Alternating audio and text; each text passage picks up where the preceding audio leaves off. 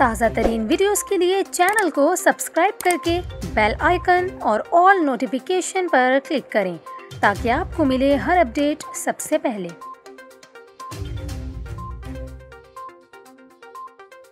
और अभी आपको बताएं, दादू समेत सिंध के मुख्तलिफ इलाकों में तबाही मचाते सैलाबी रेले कोटरी बैराज पहुंचना शुरू हो गए। दरियाई सिंध में कोटरी बैराज पर ऊंचे दर्जे का सैलाब है। फ्लड कंट्रोल रूम के मुताबिक कोटरी बैराज में पानी की सतह में मुसलसल इजाफा हो रहा है। कोटरी बैराज अपस्ट्रीम में पानी की आमद 6,04,147 क्यूसिक है। फ्लड कंट्रोल रूम के मुताबिक बैराज से डाउन स्ट्रीम में पानी का अखराज 5,84,372 क्यूसिक है। कोटरी बैराज में गुज़िश्ता 24 घंटे के दौरान 5,100 क्यूसिक पानी का इजाफा हुआ।